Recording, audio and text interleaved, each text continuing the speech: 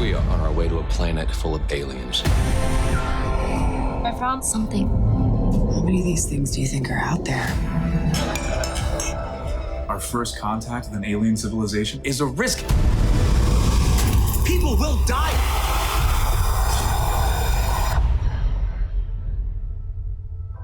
We are all here for the same reason. To protect the lives of the people back on Earth. Yeah, but we're here to watch Katie Sackhoff! People will die!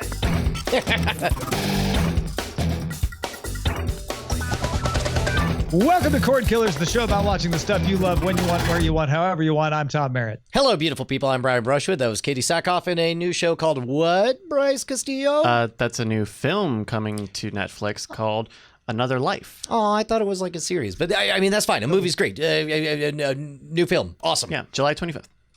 Arrival meets something else. That's what I'd call it. And you know what else I would like to call? I would like to call in our guest now, Merrill Barr from Forbes and many other places. What's up? How's it going, man? I need to, hold on. I'm fact checking that whether or not this is, I'm checking to see, because I know I have screeners for Another Life, and I'm pretty sure it's a series. No, it is. It's a series. I'm looking at the screeners right now. Oh, wow. Okay, yeah. Cool. Sweet. Nice. I'm not going to pretend that I actually knew that. Fact. We need a sounder. For I definitely stumbled into being correct. But They don't say, it's so weird. They don't say it on the trailer. They usually do. I'm mostly excited for this show because I'm ready for a new. I think his name is Tyler Hoechlin. He was on Hoechlin. He was on Teen Wolf forever, and he's finally in something new that's not Superman. And he's as a series regular, and I'm very much up for that. I'm very into this based on this trailer. I'm very into this concept. And Katie Sackhoff's great. Love seeing her too, like you say. But the one line about people will die for some reason just clanks for me. Oh, it's great. And that's him. Like, and I'm like, yes, give me, I will take, I'm down for that. Yeah, give me. Yeah. All right. Well, the real reason we're here is to finally get to the bottom of Quibi. We've been wondering about it for months now. And Merrill, thank you for coming on the show today to settle once and for all what's going on with Quibi. Or Merrill will rant about Quibi, or both. I don't know. Let's find out in the primary target. So I want to set people up for success, Merrill, and then we're just gonna let you run. Okay. All right. Variety ran a piece about how Quibi is able to attract top talent to its video streaming service. If you don't remember, Quibi coming April 6th, 2020. Quibi, as listeners to Cordkillers know by now, wants to deliver short video series. So a 2.5-hour long story, which at one point in history would have been called a movie, will be delivered in 8 to 10-minute chapters on a service that costs you $5 a month with ads or $8 a month without. It will include scripted, unscripted, news, sports, meant for mobile, meant for you waiting in line at the bank, because people don't go to the bank. Waiting in line at a concert, you watch a few videos on your phone, and they're consumable because they're only like 10 minutes long. Variety reports the videos made for Quibi are exclusive to the service for 7 years, but producers may repackage them as movies after 2 years. So that's one of the reasons creators are getting signed on. Although the bigger draw to creators seems to be Jeffrey Katzenberg having meetings with them and being, hey, I'm Jeffrey Katzenberg. Let me convince you to come to Quibi. The big draw for ad sales seems to be CEO Meg Whitman. Previous things that we have compared to Quibi to are Vessel, which tried to go after the YouTube talent and then do a lock-in subscription model. That didn't work. Verizon's Go 90 with the consumable contact from, big things. Funny or Die did stuff on there. That didn't work. Snapchat, which is still at least technically working, they get tens of millions of views, they say, from their 200 million daily active users. But Quibi has been topping all of them in talent signed. It is the Apple TV Plus of small mobile video. Today's Quibi announcement, a series written, executive produced by and starring Reno 911 alum Thomas Lennon, about a Silicon Valley entrepreneur who leaves tech to try to run a winery. Last week, they announced Mike Rowland and Rova Later, producers of the 1999 movie Varsity Blues, are developing a modern age version of the movie Varsity Blues, but for Quibi. And that announcement prompted Merrill to tweet, Oh, come on. Hey, Schwood and Ace Detect, can I just come onto the show this Monday and scream for an hour about Quibi? I don't know if we have an hour, but Merrill, please. Take Wait, it. but before we do, let me just interject that for the record, from the beginning, this had vessel stink all over it. It had artificial. It read to us like a story about the olds trying to market to the news. Unfortunately, the youngs, they got no money. They're not going to go from $0 to $5 for anything. But I did have a moment when I thought about what do I tend to watch. I personally tend to watch TV shows because hitting go on a 2-hour movie experience is an investment. And it's like I'm not often to bail on a 2-hour investment. So as a result, I don't hit go on a 2-hour investment. I go watch a 30-minute series or whatever. It occurs to me that let's table the $5 a month, the paying thing, but instead I do. Guys, I'm ashamed to admit, I think I'm Quibi curious. I think there might be something to the low stakes of, hey man, I'm not asking you to watch the whole 2-hour movie. You got 9 minutes, right, bro? And it's like, well, I do have 9 minutes. So that aspect, I think, might actually seduce me into it. And of course, I'll just keep on hitting go and watch the whole 2 hours. But I don't know that that doesn't make me believe this is a good business or that it's going to survive. But for the first time, I felt a flashpoint of, well, maybe there is something to this. Okay, it's funny you say that because what you're saying is the crux of. So, I mean, that was the tweet, yes, but that tweet was at the beginning of what became a fervor of rage. Like, Quibi is a black mark on my soul. It has become, it feels like I didn't care about Quibi until this past week when it felt like every day there was a new top talent announcement. Like I wrote them down just so I had them here. And this isn't even all of them. Monday, they announced the Fugitive drama series with Nick Santora. Tuesday, they announced the Peter Farrelly show. Wednesday, they announced the WWE Divas, now it's WWE Female Superstar, reality show. Thursday was Varsity Blues. Friday was the Doug Lyman announcement, and that the people who did Bodyguard were doing a show. And then today was the Tom Lennon announcement, right? So I have been covering media content and particularly and now new media for like 10 years. I've never seen a week like that where that many top talent were announced to be working on at the same place. And it was just, what the hell happened? I would submit to you, Merrill, and you're not gonna you will hopefully agree, but also not like the answer. The closest I can think of is the sweeping bulk agreements that Vessel landed when they started writing massive checks to all of current YouTube celebrities for the one promise of like, just delay your YouTube stuff for a week and enjoy free money. They got a lot of people on board all at once. This smells exactly like Vessel to me. And I would agree with that, except that there's a big difference between, and not to bemoan YouTube stars, but there is a big difference between YouTube star in the cloud of Hollywood. There's a big difference between YouTube star and the guy that just won Best Picture at the Oscars. Fair enough. Or Steven Spielberg. So, all of that said, I had Ryan. I don't know, Tom. I don't know if you have this, but I know Brian has talked about having this. Have you had those moments where your conspiracy brain goes off and then you suddenly cannot shake the feeling you're having? Paul is dead now. Miss him. So I wrote an article on Forbes called I think it was called Quibi can succeed even after, yeah, there it is. Quibi can succeed even after it fails. And the epiphany I had was that in addition, it's not just about the content, the place that you can go to get it, right? The delivery system, because the thing we keep thinking about is the delivery system, right? If it's targeted to people under 25, they don't have the money to pay for this. It's not going to be free ad supported, which would then make sense.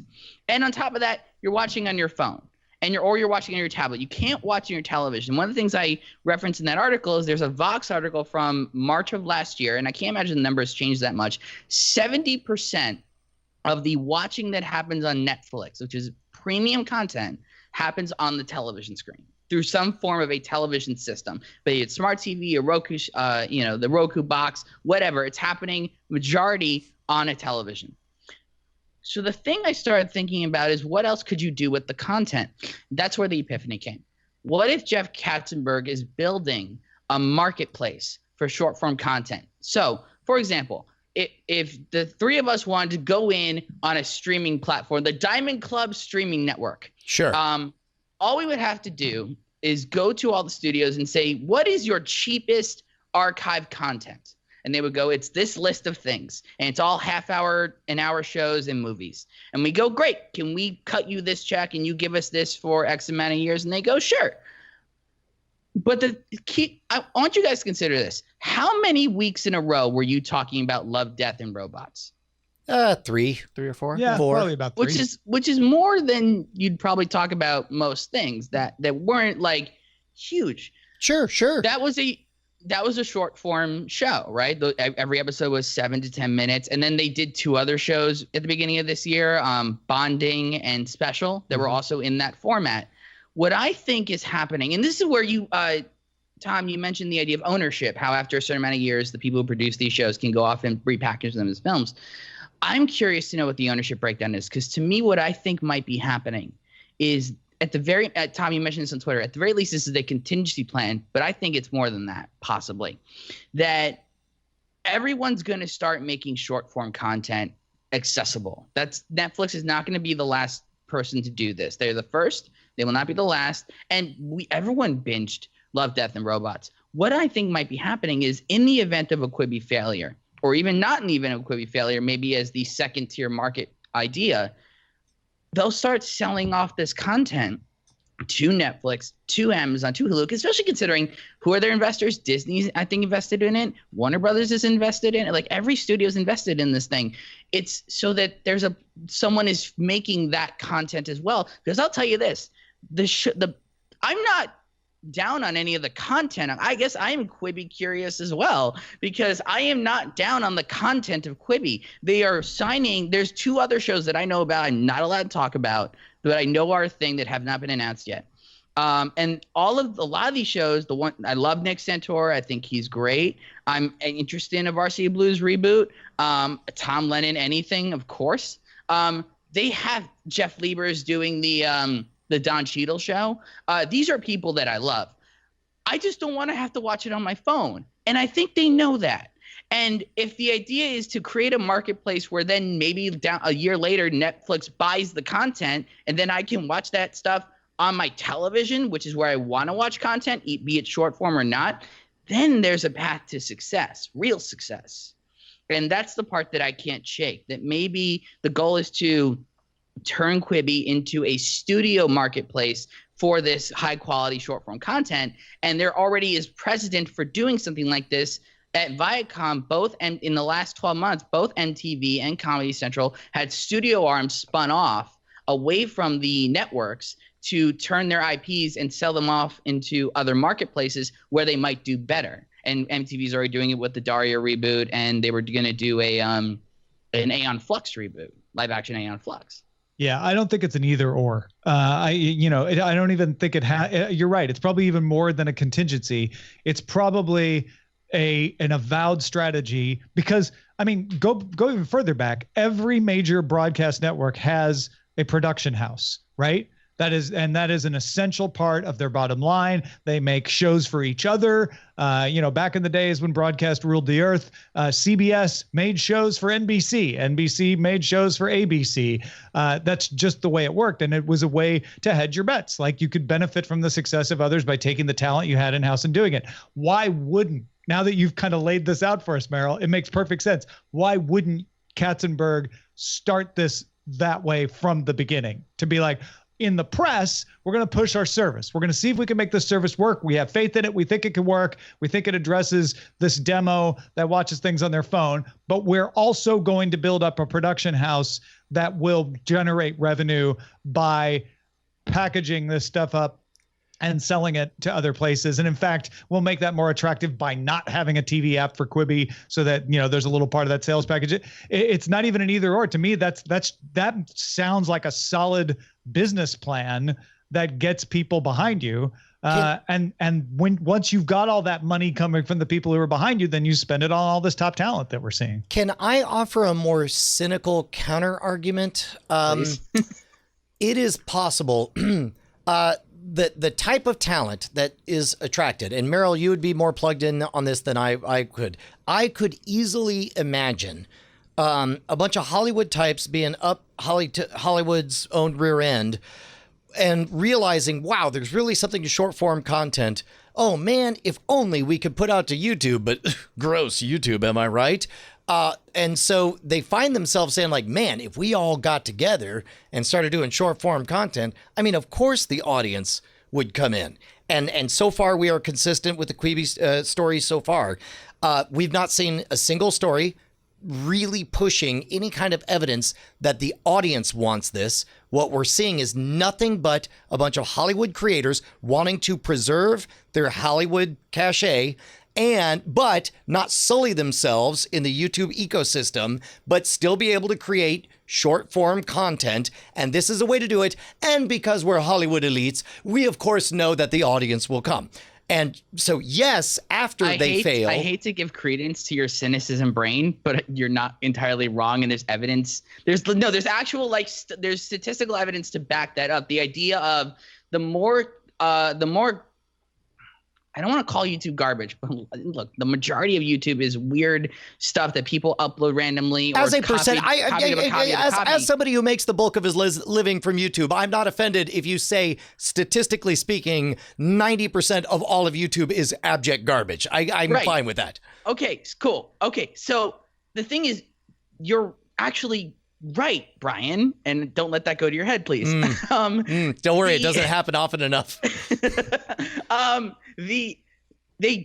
You don't want your premium content next to React videos or prank videos. I mean, or worse, right? Yeah. Much worse. Exactly.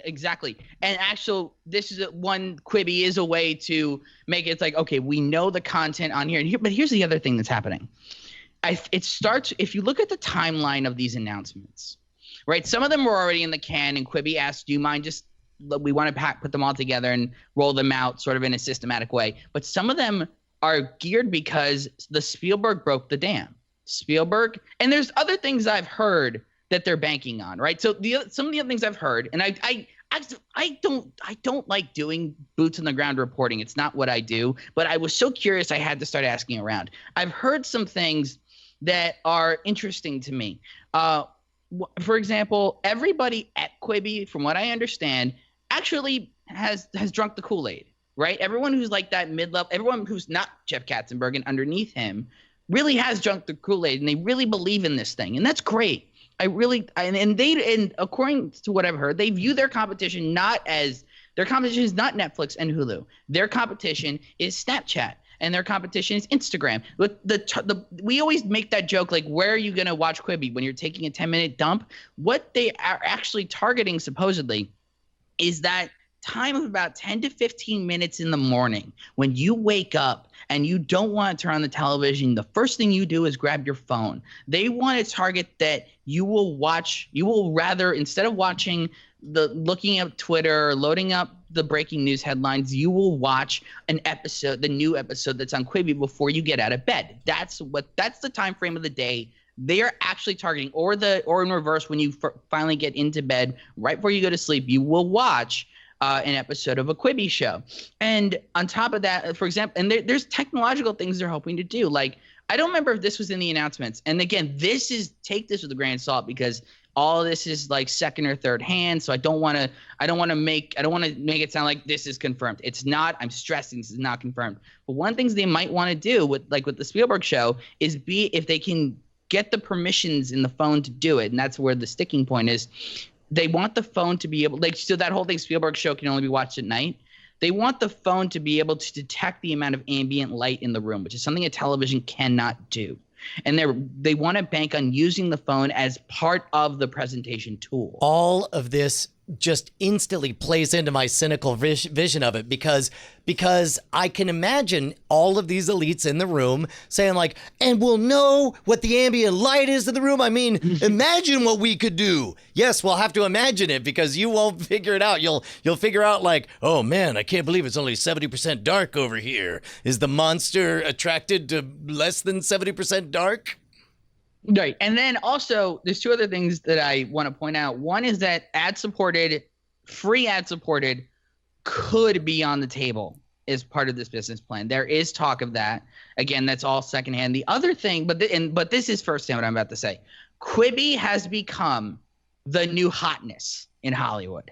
I've had that confirmed by enough people. And so it's reached the point where agents and managers are so like Netflix was the new hotness for a while, right? Everyone had to have a Netflix show. Now it's the agents and managers are turning to their clients and going, we think this could be a Quibi show. We really think this could be a Quibi. Let's get you a meeting at Quibi, man. Like Quibi, because they have the money and they're buying everything. And the other thing that's great for, I know, cynical Hollywood. I was about to say, the cynical Hollywood washout wants to say, seems to me like that would be a really useful phrase for agents to have in their back pocket if something doesn't sound like it's right for broadcast or Netflix. Right.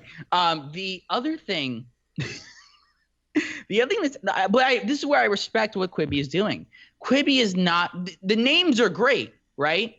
But there's a lot of people who have gotten Quibi shows that, well, they are in industry, they are names. Like Nick Santora, I would consider a name in industry, right? The dude who created Breakout Kings. He worked on Prison Break for the entire run. He just came off the show Scorpion that got canceled recently. So him getting a bunch of shows does not surprise me at all. But also, they're taking on people who are not household names outside of Hollywood and saying, because that's been like a real problem in Hollywood, is if you were not a household name, it was hard for you to get projects if a household name was not attached to it.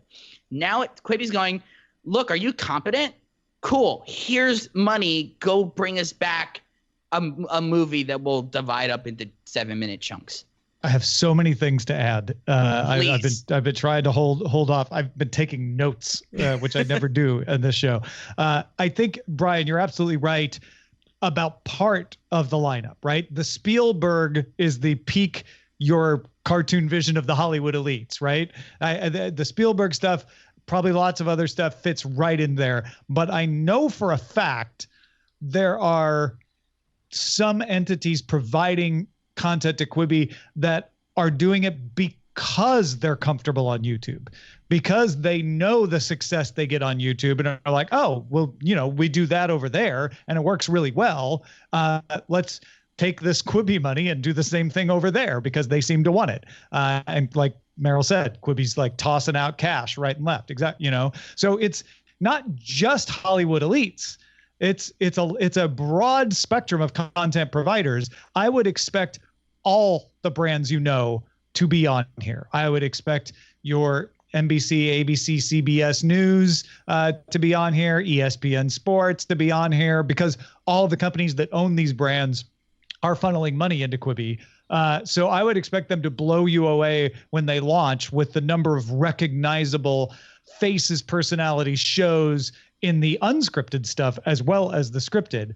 Also, that when you talked about the time watching, my wife every morning sits and looks at YouTube videos of mostly talk show clips, like Conan O'Brien or Daily Show, stuff like that. If there's a new trailer, I will roll over and watch that in the morning. And look, Brian, not to besmirch the great work you guys do on The Modern Rogue, but I sometimes will wake up in the morning or at night and turn on the new episode of The Modern Rogue if it's short enough. There is a use for that. And my only feeling with Quibi is if you have to pay to get to it, it will never catch.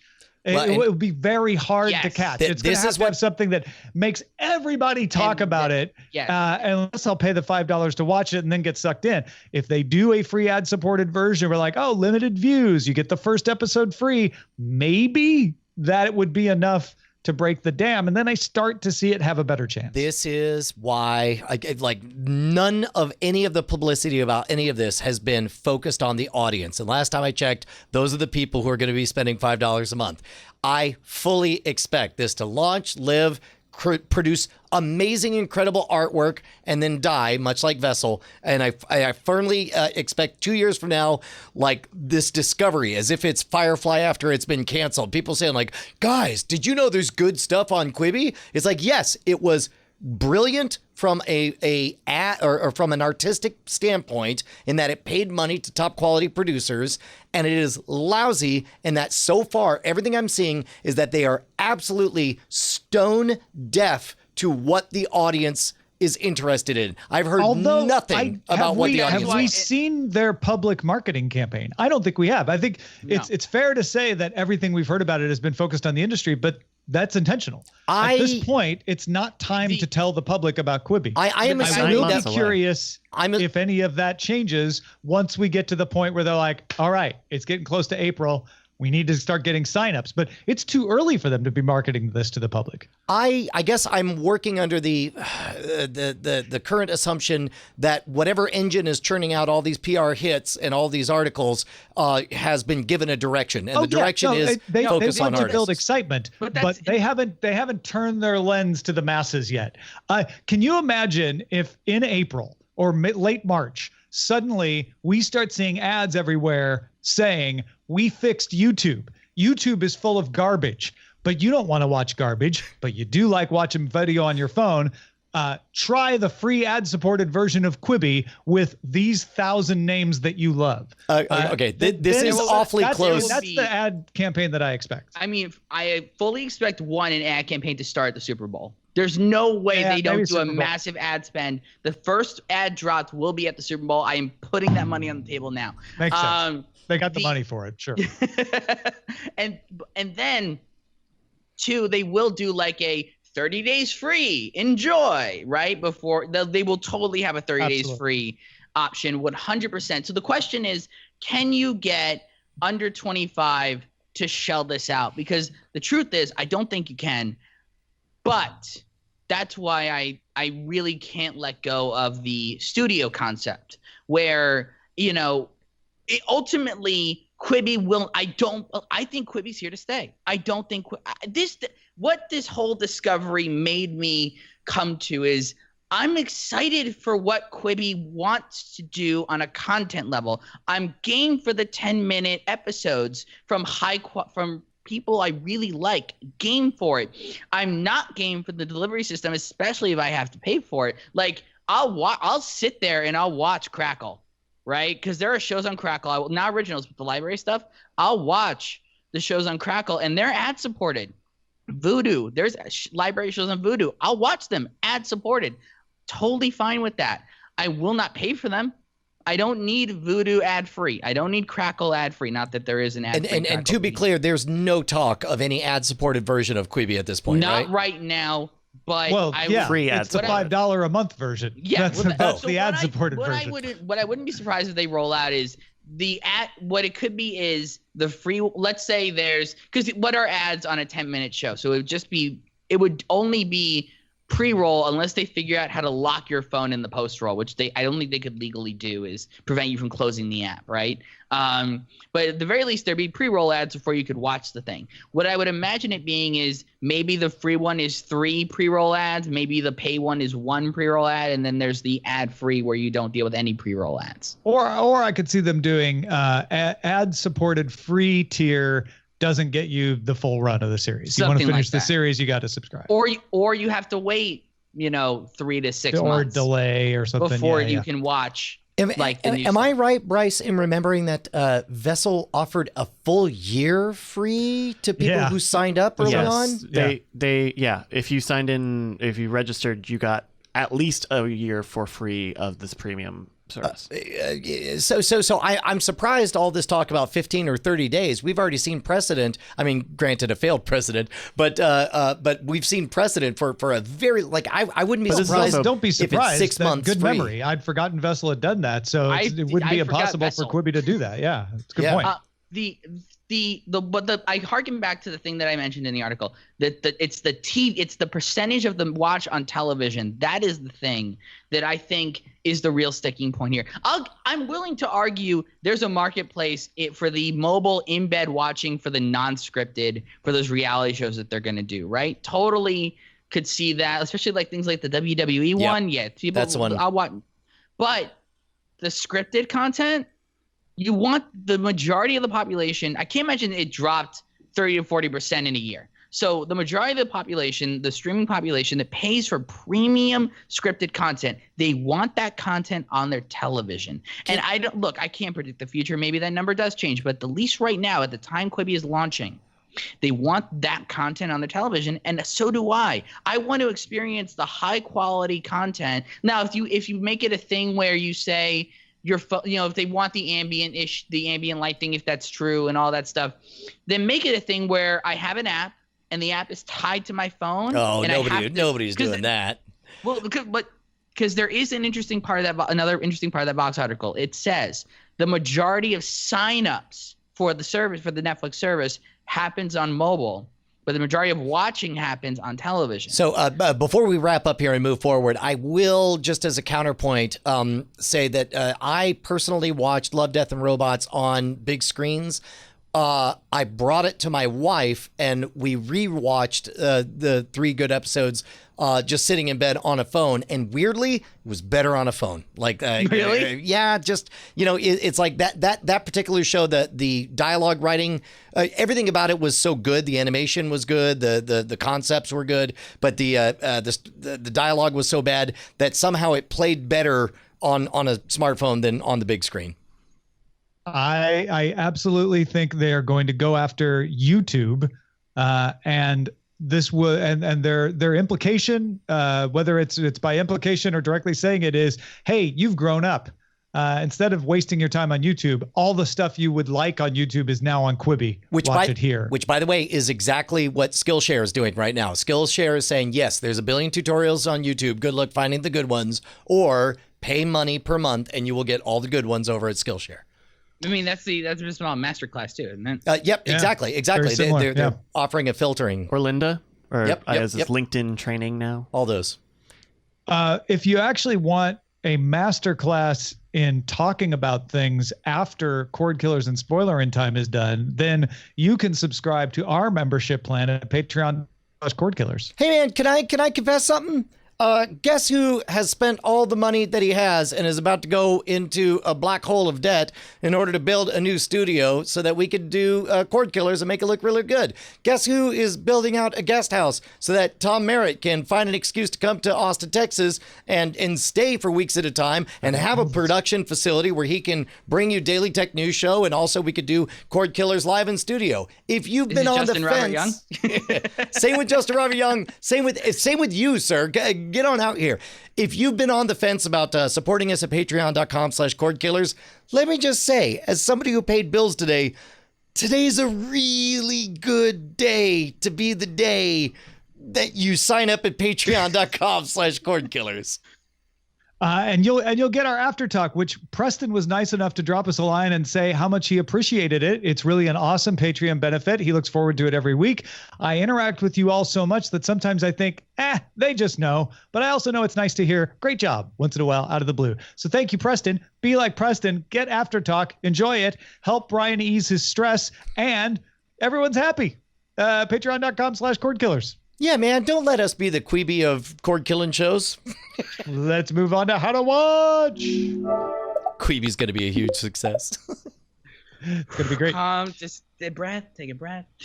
Warner Media announced its new streaming service scheduled to arrive in spring 2020 will be called HBO Max. So in other words, it will have HBO plus 236 episodes of Friends, Fresh Prince of Bel-Air, Pretty Little Liars. In fact, Pretty Little Liars is leaving Netflix July 27th. It'll be unavailable until HBO Max launches next year. HBO Max will also have previous seasons of Warner-produced shows for CW. So Batwoman, starting 30 days before the premiere of season 2 of Batwoman, you'll get season 1 of Batwoman on HBO Max. It'll have other content from Turner Networks, Crunchyroll, Rooster Teeth, DC, and Looney Tunes.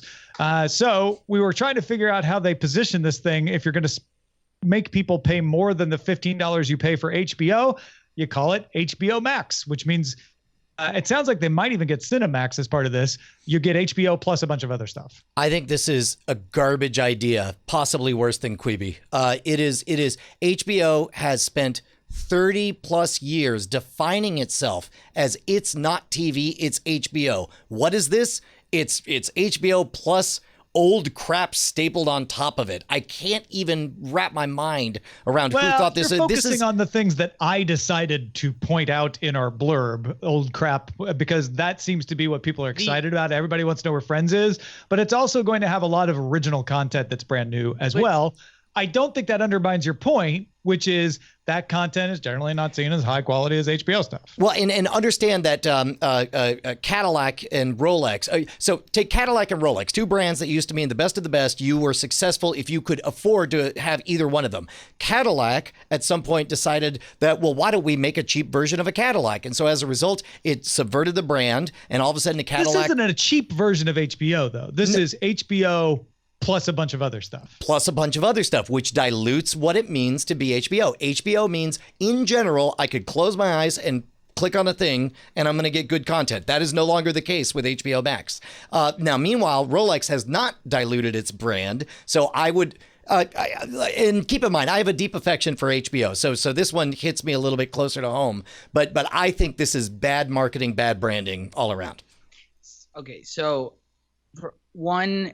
is that you got Bryce had highlighted the price they're looking at, which is 16 to 17. So the thing I've heard is that what they want to do, at least as of right now, is whatever HBO now costs at $1, and that's what everything else costs. That's what how they want to price it out. The reason I think this is the only option they had is, think about Disney Plus, right?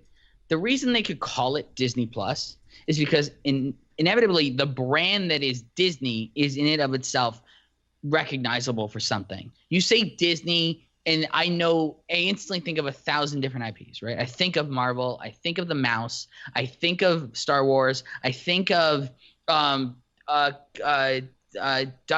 I think of so many things that fall under that umbrella that you can just call that Disney Plus. You could not call this Warner Brothers Plus. You could not call this Turner Plus. That means nothing. The only brand under the Warner Brothers library that you could attach to something to make people go, oh, I know kind of what that means, is HBO. That's a really good point. That's a really good point, and I think you're tactically 100% right. Still makes me bummed to watch them torpedo the brand of HBO. This is the Xbox Microsoft thing. Yes. But opposite. Yes. Because you were upset that Microsoft didn't call the Xbox the Microsoft box or something, or that they created a new brand, and then this is the opposite. Ryan hates it when people dilute their brands. We've come to realize this over the years. Well, yes, because brands mean that's something. That's why everything he does is called brushwood. That's not true. You'll notice everything I do is highly siloed. Modern brushwood killers, brushwood tool, brushwood rogue. I would watch Brushwood Killers. Brush attack. It's just the entire family becomes a family of hitmen. All right, moving along. Sorry. Amazon announced that the YouTube app is available on Fire devices, including the Fire TV Stick and the Cube, as well as Toshiba, Insignia, Element, and Westinghouse smart TVs, though not yet on the Echo Show. YouTube Kids and YouTube TV apps will be released for the Fire TV brand later this year. It's a full-fledged app with voice controls and everything. This is not some half measure. They've piece in our time between Amazon and Google. The Prime Video app on iOS and Android now also works with Chromecast devices. So it's not just a one-way street. And the Prime Video app for Android TV is getting a wider out as well. It was available, I think, on the Shield was all. Now it's going to be available on multiple Android TV devices. So that silly spat seems to have finally ended. Yeah, dude. They're all quaking in their boots because Quibi's coming to town. They're done with that Quibi quaking. Quibbing in their boots. I cannot express how happy I was this weekend to discover I could Chromecast my Amazon app from my phone to my television, because the one problem that still exists with the Amazon app for me is I cannot rent movies through the app still. We're not the Apple, because Apple and Amazon stuff. hate each other still. Right. But at the very least, not having to change my inputs, because I don't have that many inputs on my TV, so I have stuff on multiple inputs. Not having to change the inputs and having to switch to the Roku to watch my Amazon, and now I can Chromecast my Amazon as on a convenience level. Boy, that made a huge difference in my life. Yeah, we're seeing the walls come down a little bit. I doubt we'll ever see Apple finally say, "Oh, sure, go ahead and offer signups without giving us a cut." But maybe they'll soften a little bit someday and make that so that it's not so stupid where Amazon doesn't want to let you subscribe because they have to give 30% of your subscription to Apple. All right, let's talk about what to watch in Under Surveillance. I like this tale. It's all about location. Under Surveillance. David Fincher's first film in 5 years will be called Mank, M-A-N-K, and it will be made for Netflix, starring Gary Oldman and telling the story of the development of the script of Citizen Kane by Herman Mankiewicz. So Mank, along with Orson Welles, of course. The script for Mank, was written by Fincher's father, Jack, who died in 2003. So this is a long-time project that he's wanted to do. Dude, this sounds awesome. Very excited for this. Do you guys know the story of Citizen Kane, like the turmoil it went through to get I know made? some of it, but I don't think I know nearly all of it. Yeah. It is a fascinating story. So Kane is in the character in the film is based on Hearst. I forget the dude's name. William Randolph Hearst. William Randolph Hearst, and it's based on him. And William Randolph hated the movie. He tried every way he could to make the movie not exist. There's a great HBO movie starring the guy who played Sabretooth in the X-Men Origins movie, who now is a hit show. Was it called like RKO or something? Or yes. It was called like Project RKO, Project something. It was that, but that's what it was. And that movie's that's a good like made for TV take on the idea. So to have it in the hands of Fincher, particularly someone like Fincher who just lives and breathes film, one of the guys who lives and breathes film appreciation, and also Fincher is a guy that loves pushing technical bounds and advancing filmic techniques, and that's what Citizen Kane was in the 40s it came out. Sure.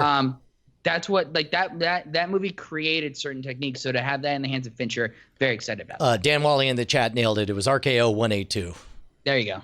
Netflix has acquired the movie Red Notice from Universal. It's a heist film starring Dwayne Johnson, Gal Gadot, and now Ryan Reynolds, directed and written by Ross and Marshall Thurber, who did Skyscraper and Central Intelligence. Shooting starts next year. Big budget movie, $130 million. And Universal originally had slated it for a November 2020 release. So Merrill, how does this kind of thing happen? I assume that behind the scenes, they do a bunch of focus groups and they say, we expect this to make this much money. And then they get a knock on the door and Netflix says, hey, would you like slightly more than your expected income from this? We can give it to you. You're close. So that is part of it. Like Netflix does that where they'll do it, especially for smaller movies. Particularly, like one that comes to mind that I know about is Wheelman, the movie Wheelman on Netflix. They that team, the Warner Party team of Joe Carnahan and Frank Grillo, had gone to Cannes to pre-sell the movie internationally, and that's how they get the money to make the movie. And they sold to all these territories, and they came up with about $3 million. That was enough to make the movie. And then Netflix read the script and saw the mock-up poster that they made and said, "We'll give you $5 million, and we're going to buy back all your territories." And they did, and then they made Wheelman. So especially because they're doing it before the production, that's actually not a bad sign. If they did this, that's not a bad sign for the quality of the film. Like Universal probably ran the numbers and they're like, it does have The Rock and it does have Gal Gadot and it does have Ryan Reynolds.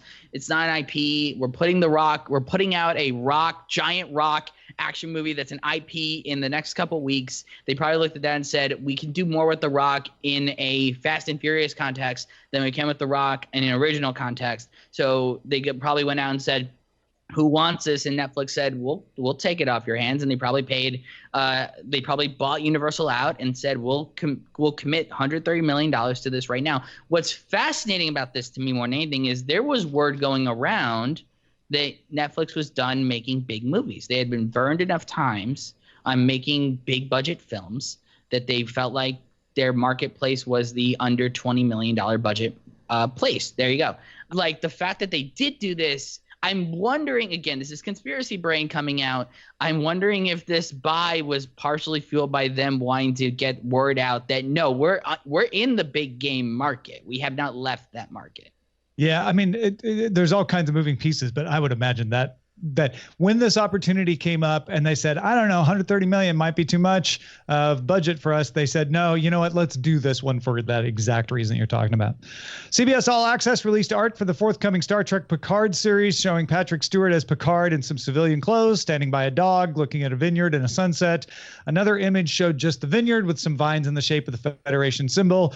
Series has a panel at Comic-Con July 20th, so we'll probably know more about this in a week. Yeah. Still hoping for our theory of True Detective 3, only with Picard. Yeah. If that dog is not put in a spacesuit, I am going to be very upset. Also, there's no way we're not getting a trailer at Comic-Con. We will have a trailer by next week. Yeah. Netflix's in-house animation team will adapt the video game Cuphead for a series on Netflix. A tweet promised it will be, quote, inspired by classic animation styles of the 1930s. So Cuphead. It will follow the story from the game and aim for an all-audience appeal, one not just targeted at kids or not just targeted at adults. It's going to try to please everybody. You know, a big part of what made the game a success was the nostalgic animation style, and that's something that, just as it's underserved in the video game market, is still underserved in the video entertainment market. So if it worked once, it seems like it would work again. IMDb announced its first scripted original series, an animated show called You're Not a Monster, with voices done by Kelsey Grammer, Eric Stonestreet, Aparna Nancherla, Ellie Kemper, and Patton Oswalt, among others. Each episode will be a 4 to 5 minute. Take that, Quibi. 4 to 5 minutes. No, IMDb is already shorter than Quibi. It's about a therapist helping movie monsters like Frankenstein, the Invisible Man, and Medusa. I'm so glad to see Dr. Katz coming back. This is great.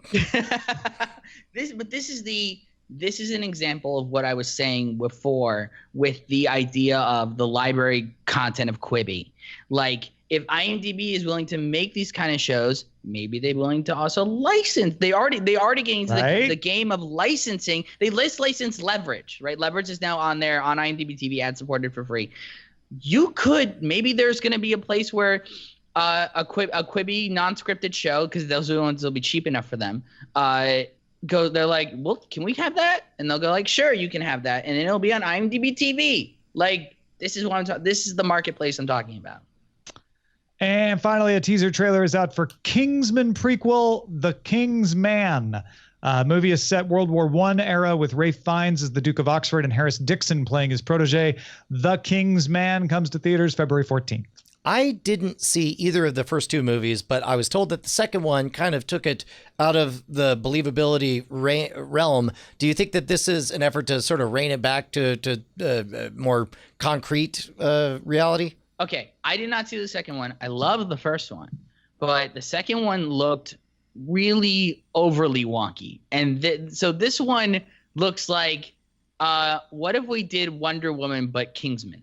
Yeah. And I already saw Wonder Woman and liked Wonder Woman. I don't want to watch Kingsman. Which, to your point, Brian, is like taking it back towards like, oh, let's get into the tradition and reality part of what made Kingsman awesome rather than the crazy unreality part. Is that what made Kingsman awesome? Well, I'm not saying that's what made it awesome. I'm saying the people doing Kingsman think it's all awesome. So they're like, let's do that part of the awesome instead of the other part. Yeah. All right, let's talk about what we've had our eyes on. Merrill, what's something that's been making you happy to watch? Okay, so there's a new movie. I had actually just mentioned Wheelman, so same production company. A new movie on Netflix called Point Blank, directed by Joe Lynch. Anthony Mackie is one of the other stars, and it is just a really good, gritty action movie. It's set over the course of like 36 hours, very tight. And it's about so Anthony Mackie plays a nurse at a hospital. His wife, it's a remake of a French film. His wife is kidnapped by the brother of Frank Grillo's character, and Anthony Mackie needs to get Frank Grillo out and get him to a meeting place where then Anthony Mackie can get his wife back and Frank Grillo can go on with his on his way, because there's a whole conspiracy thing and there's dirty cops involved. It's probably the best Netflix film I have watched. I think ever. There's something about Netflix films that always feel a little mushy and weird to me sometimes. This doesn't have that problem, and it really plays and it really works. It really it ramps up the 90s element. It's some of the best action I've seen in a while. Joe Lynch is amazing at action, fantastic. So overall, I can't recommend this new one more. Point Blanc. Is that what it's called? I think the French one. Yeah. Cool. That sounds awesome. And a bunch of people in the chat are backing you up, saying that they've heard it's pretty great too. So, good one to put on the list. Brian, what about you? Man, I watched a bunch of movies with my 11-year-old, and weirdly, what I want to recommend is not the movies themselves, which were we watched my 11-year-old. We watched a bunch of rated R movies. We watched Crawl, the Sam Raimi produced alligator thing. We watched Game Night on the airplane. We watched Isn't It Romantic? And I gotta give a little tip of the hat to a little thing called commonsensemedia.org. It is an incredible tool to break down, like, okay, it's rated R, but you're going to get this many severed arms. You're going to get this many F words, this many S words. You're going to have this little of alcohol. And so as a result, knowing my daughter, I was able to feel totally good about watching all these movies. It was really fun. I feel like I'm surrounded by commonsense.org because I just binged Enlisted on Crackle, and I think Crackle has some sort of major ad buy with commonsense.org because every single fucking ad on Crackle that while I watched Enlisted was for a campaign that they run, which is by the way, Enlisted's on Crackle now, you should watch it, was for a campaign they have, which is a no device dinner. So leave your phones away from the table. Take your phone, like it's got Will Ferrell and a bunch of them and all this stuff. It's like, I've been surrounded by commonsense.org, and the fact that it has followed me to Cordkillers disturbs me. It's great, man. It's really, really great if you got kids. Yeah, look up commonsensemedia.org, and this episode will be marked as some strong language. The one thing I want to mention is The Rook on Stars, which is in its 3rd episode now, and I've been holding off talking about it because I'm a big fan of the book that it's based on, and the first episode was very different tonally from the way I read the book, but every week, I'm thinking about what they do. I'm wanting to watch the next episode. I'm wanting to see where they go with the story. And even though it's not the tone I'm enjoying it. It's interesting because Starz is doing no trailers for next episode. They're doing no interviews with the people who made the show. It feels like Starz is just kind of throwing it out there and like, we don't think this is going to succeed, but whatever. At least it's something we spent money to make. But I think it's worth watching. The whole series is based on a woman who wakes up surrounded by dead bodies and a note from herself saying, "You forgot all your memories, do this." And the mystery goes from there. You find out that she works for a secret agency that handles supernatural powers. So if that sounds like it might be up your alley, go check it out. The Rook on Stars. Bryce, what should we be on the lookout for? Hey, we got a short recommendation on a Netflix sci-fi movie that we actually talked about a little while before. It reads, get off your butt and watch I Am Mother on Netflix. It's good stuff, and I would like to hear about it on Spoilerin Time from Steve Hoos. I actually watched this a little while ago when it came out because we covered it. I think we had it in the cold open maybe for an episode a while ago, and I thought it's a neat science fiction movie. So it's about this young girl named a daughter who is raised in this bunker by a machine called Mother, and it follows kind of her growing up alone in this weird bunker, and it has a bit of a sci-fi mystery element of like, well, what is life like outside of the bunker? Is there contamination? Are there any humans left alive? And it's a little bit of a coming of age story too. It's really cool. It may be a little by the numbers, but the visual effects are really good. And I don't know. I think if you like maybe a slightly slower science fiction story, I Am Mother might be something up your alley. Did anybody else watch I Am Mother? No, not yet. I haven't seen it yet. Yeah, but it sounds good. Yeah. Yeah. And the visuals look amazing. I'm wondering if it's okay for me to get on my butt and watch it rather than off my butt because I don't want it to stand. Yeah, you gotta get watch it on your phone with the Quibi. Yeah. No, is it available in 5 to 10 minute chunks? So I Am Mother is a film. It's just under 2 hours and it's streaming now on Netflix. Could you imagine if they repackaged films for Quibi and started repackaging? To go the opposite direction. Go the opposite way, and they started repackaging library films and putting them on Quibi in those chunks. And then they like put narrators in to give you cliffhangers that aren't there. Right. If you got something we should be on the lookout for, email us cordkillers@gmail.com. I can't wait to find out which way Quibi goes with that. Brian, tell us something good, please. Yeah, this is normally the part where I pimp some of my own merchandise over at Scam Stuff or tell you to subscribe to modernrogue.com. But I'm serious, guys. If you've been on the fence, become a patron. Patreon.com/Cordkillers. That's what Brian needs. He needs your patronage. You can become a patron of patreon.com/Night Attack or Modern Rogue or any of those. I'll throw this in for Brian. Help him out in whatever way suits you best. Also, in all the many ways that there are. Can I offer a round of applause to the Modern Rogue for reaching 200 episodes as of today? As of today. Thank you very much. Yeah. Don't miss out on the next 200, folks. Hurry up. Sign up. Let's move on to the front lines. You're gonna die. Don't spoil it. Front lines. 4K streaming is now back for Hulu users on the 5th generation later Apple TVs, Chromecast Ultra devices.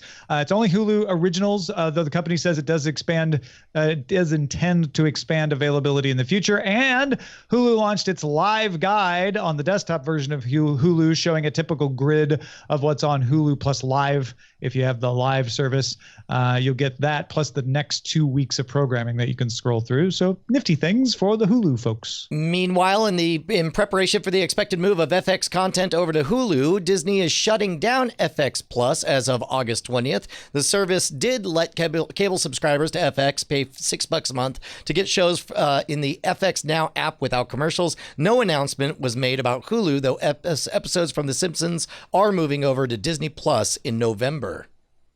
Yeah, so it sounds like Simpsons will move from FX Plus to Disney Plus. It'll stay on FX Plus until then. Just you'll be stuck having to watch commercials for August, September, October. And then I guess some stuff's going to go to Hulu, but we don't know what yet. I imagine almost all of it will go to Hulu. Probably because most of it, none yeah. of the content on FX is age appropriate enough for the Disney Plus crowd. Some U.S. TV stations have started broadcasting in ATSC 3.0, which, among other things, supports 4K broadcast with HDR up to 120 frames per second.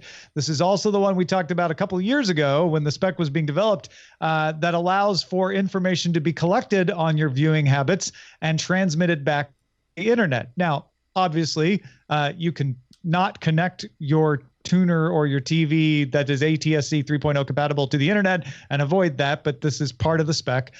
This is also the one that can remotely turn on your TV in the case of an emergency broadcast. Antennas that you have now will be able to receive ATSC 3.0 broadcast, but the tuners are not forwards compatible. ATSC 1.0 tuners can't get ATSC 3.0. Stations who are broadcasting in ATSC 3.0 must continue to broadcast in 1.0 for 5 years. So there's no rush for you to go change everything right away. But tuners for ATSC 3.0 will start going on sale next year, at which point there'll be some broadcast ready. And if you want to be an early adopter and try out 4K over the air, you can. Netflix announced that 40.7 million household accounts watched Stranger Things Season 3 in its first 4 days, setting a record for 4-day viewing by any Netflix show or movie. 18.2 million people finished the entire series. Merrill, how do we feel about, like, out of nowhere, Netflix, after years and years of saying, we don't report numbers, suddenly just reporting numbers? Well, have you noticed that they only report numbers on things that do well? That makes sense. Like so for the longest time, I used to be like, is this real? Like, can I trust these numbers? I'm willing to trust them because it would be a really bad look if it ever got out that they were falsifying the numbers. But, you can't have your cake and eat it too, Netflix. If you're going to announce the big numbers, you have to be willing to admit when things also don't perform. I don't know, man. I think case they can have their cake and have eaten it.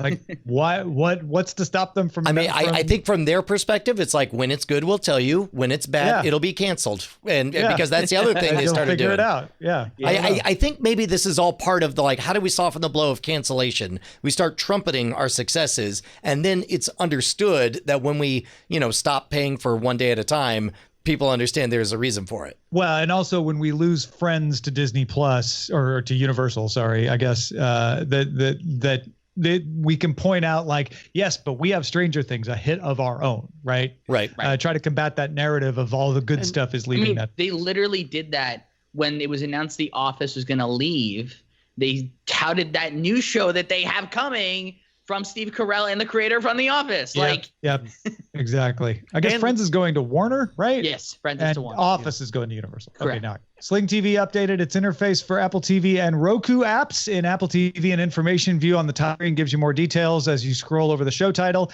A new search bar shows popular searches and sorts searches into top searches, shows, and channels. Roku's Sling TV information view is now full screen with information about other seasons on there. Updated player controls will let you play, pause, or record content, and you can also add shows to your favorites or turn on closed captioning. And finally, Dish's Air TV subsidiary is releasing Air TV Mini Stick, which combines over-the-air broadcasts with Sling TV and 4K programming from YouTube and other services. It sells for $79.99 from the Air TV website. Users will still need a Dish-connected TV tuner and an antenna as well. All you have to do is those things. All right, let's get some dispatches from the front. See, it's simple. That's all you have to do. Mike in Detroit. First time writing in, but a longtime fan and one of your bosses. Thank you, boss Mike in Detroit. I was listening to the episode and you mentioned shuffle mode for Seinfeld, and I thought that you'd like it if you could feed it genres. And it reminded me of something I used to do. Back when I really only had Netflix in 2011, 2012, I used to do something that I called Netflix roulette. I would randomly generate a number and go down my list that amount and watch an episode of whatever I landed on. Having a built-in way of doing that would have been awesome. But I also used to use the Netflix Max app when I would watch on my PS3. It was a game interface to pull up a recommendation.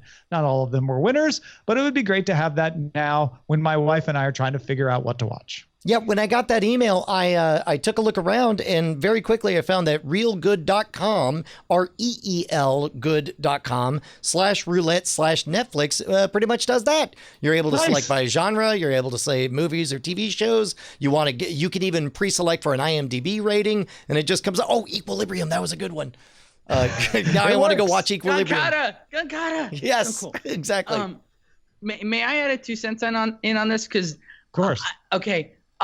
This taps another thing that I almost wrote an article about but haven't yet. Shudder,